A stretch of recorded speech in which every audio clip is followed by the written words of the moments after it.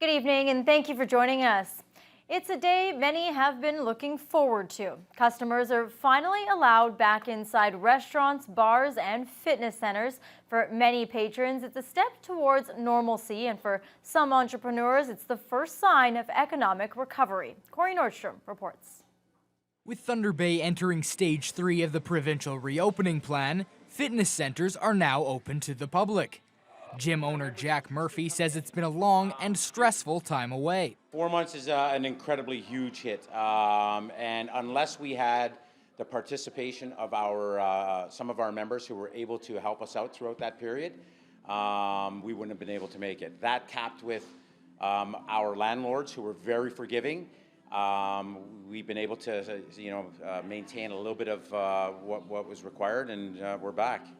Murphy owns Unleashed Fighting Fitness and 24/7 Grit Fitness. He has designed new workout routines to maintain physical distancing, and there are now some areas of the gym with limitations on the number of members allowed in at one time. Those who've been forced to work out at home since March are glad to be back. Still not the same as actually being in the gym, getting your hands on the equipment, punching things is really awesome to get all that stress out of your body.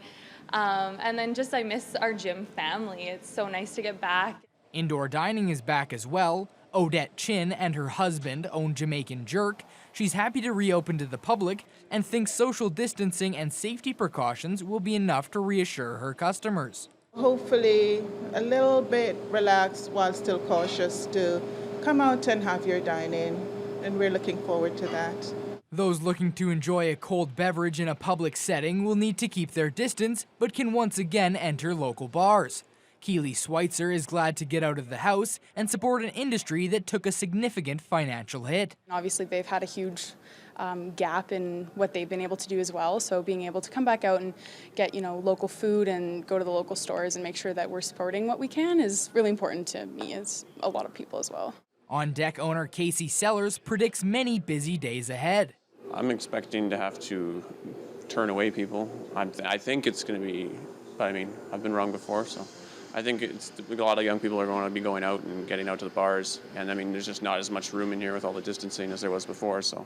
Not all businesses that have been given the green light were able to reopen on day one, but many of them will be able to welcome customers back in the coming days. Corey Nordstrom, TBT News. There are parts of this province that aren't entering stage 3 today. Toronto, Hamilton, Niagara, and Windsor have all been left waiting. Today, the Premier indicated Ontario will do whatever it can to help support struggling municipalities, especially the GTA. Well, I want to work with the city of Toronto. They're the big white elephant in the room out of 444, and I understand. They're, right alone the transit system that is just bleeding every single day. Metrolinx, they need money. Everyone needs money. We're going to split it up equally and make sure that the people that need it get the money. Ford says the provincial government is doing everything it can to help all areas recover from the pandemic. Mayor Bill Morrill is hopeful that some of the $7 billion of economic aid that Ontario is receiving from the federal government will find its way into city coffers to help relieve some of the economic damage caused by COVID-19. I have to believe there's going to be something in there that's beneficial for the municipalities, although at this point I don't know how much or what it might be prescribed and attached to. So unfortunately, still from my perspective, it's just a little bit premature for me to be able to really offer, an opinion on what we're receiving. We're hopeful.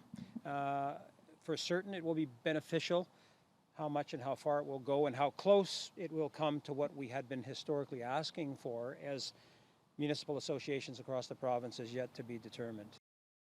Morrow hopes funding from senior levels of government combined with municipal reserves will greatly reduce the need for service cuts. But without knowing how much money will be given to the city, Morrow says council's upcoming decision on the program and service review in September will likely determine if local cuts need to be made. We've identified a date for that meeting. I've asked people, bring your ideas. What do you think should happen that evening? This should be the last kick at program and services review.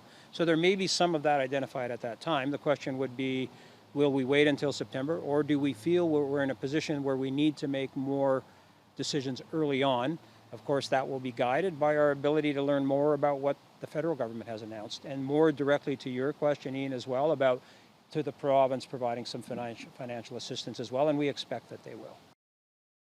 There may be good news on the horizon for local swimmers. Churchill Pool could be ready to open later this month. That's pending a decision from City Council Monday on Stage 3 summer operating changes.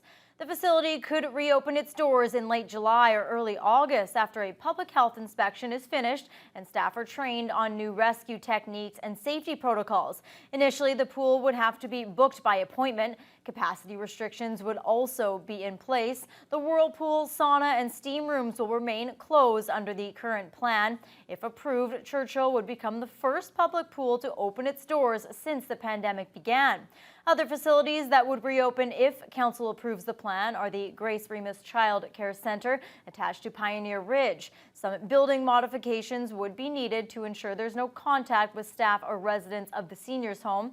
Activity would also be allowed to resume on outdoor sports fields, and some programming at 4 community centers, North McIntyre, Oliver Road, Current River, and West Thunder, could also resume.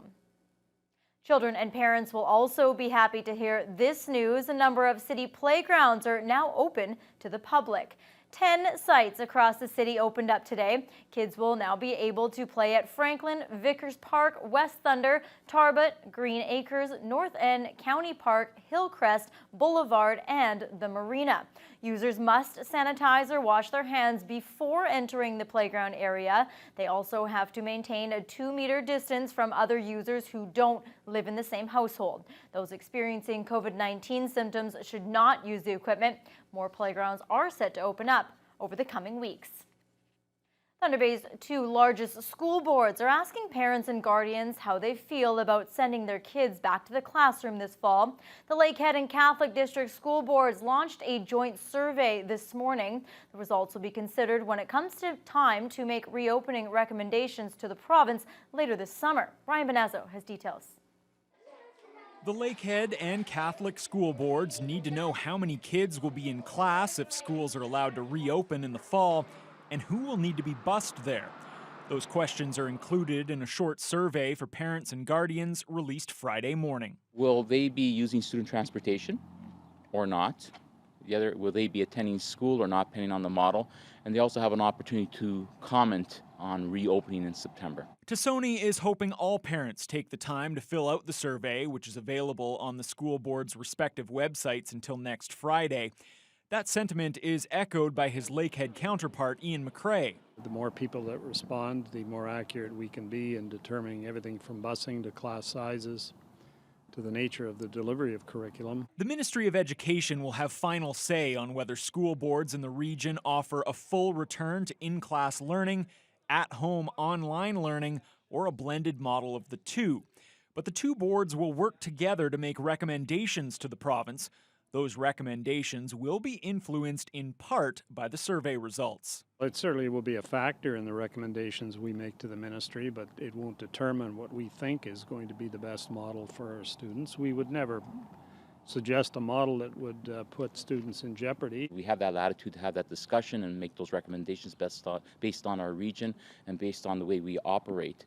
At the end of the day, though, the ministry will decide which option we will go with in September by August 4th. Tassoni hopes to see students back in the classroom full-time. We believe that the best learning takes place at school. Ryan Benazzo, TBT News. Casper Transportation will officially be hitting the roads of northwestern Ontario again starting Monday. The Thunder Bay-based bus line has been out of operation since April, but say they've taken advantage of the time off. Casper Transportation, which operates routes throughout the region and as far as Guelph to the south and Winnipeg to the west, has spent this past few weeks taking steps to prepare its restart plan. When it begins offering services on Monday, which will be available 5 days a week, face masks will be mandatory while riding. The buses will be limited to a reduced capacity, and protective shields have been installed beside the drivers. With the reopening, owner and CEO Casper Wabinski says he's happy to be offering his services to the public again, and he's cautiously optimistic. If the virus comes back, it's going to be difficult for a lot of businesses to come back a second time. So we're hoping that the government keeps doing the right thing like they have been. Both governments, provincial and federal, have been doing pretty good, and I think a lot of people are pretty satisfied with them listening to the public and trying to balance business and opening up and safety, right? But the most important part is that we do this right and don't rush it. With the reopening, Casper Transportation has adjusted its prices and have also added additional stops to some of its routes.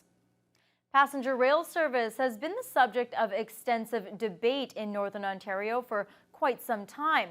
The Northern Policy Institute has now conducted a study on the issue, examining the question of whether passenger rail access makes sense for the region. Avery McRae has more. The 25-page report is titled A Thin Case for Passenger Rails in Northern Ontario, with the study providing no definitive answers. From an economic perspective and considering the North's population density, bringing rail service back to the Northwest doesn't make a lot of sense, especially since Ontario Northland buses have made a return to Northern Ontario in recent months. NPI President Charles Shirtwell says general commuter rails may not be viable, but the tourism industry is another story. Specifically, short line, short season tourism rail. There are lots of global examples where that works, where you can create an experience that kind of attracts people to come. European tourists, for example, I'm told, have an interest in that kind of area. So from a rail perspective, if you want to push for that type of infrastructure, those are the areas you should focus. Shirtwell says to bring the commuter service back to the region, it would have to operate on a system similar to that of GO Transit in Toronto. They operate short line rails to bigger centers with bus connections to link smaller markets, and the trains operate on a set schedule. Of course, Shirtwell says the population would have to grow in the region to make the idea plausible, but it would make the Northwest more connected. Whether you're talking about Western Ontario or Central Ontario or Northern Ontario, we still have a lot of connectivity problems. And of course, we've got a government who kind of came to power on a promise, for example, in the Northeast of reinstituting rail travel. And so we'd like to know the question, if they're going to spend that money, what's the best way to spend it on? And we still have lots of communities that are not connected at all to the grid. We've got a lot of kind of rural and remote communities trusting on, for example, winter roads that are shorter and shorter availability because, of course, climate change. Up till this point, Shirtwell says the conversation has been about what if passenger rails come to the Northwest. And he believes with this report now finalized, now is the time for a market analysis to see how many people would be interested in implementing a rail system. Avery McRae, TVT News.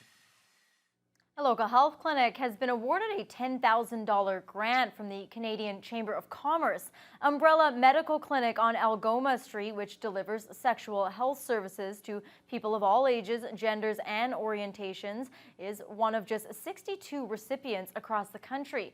More than 1,100 small businesses applied for the grant. The money will allow the Umbrella Clinic to survive the economic challenges associated with COVID-19. All right, Fiona, we've seen a lot of rain and storms this week, but it was a good way to end the work week. Some sunshine before we see some more rain and more storms. Absolutely. We had a low of 11 this morning.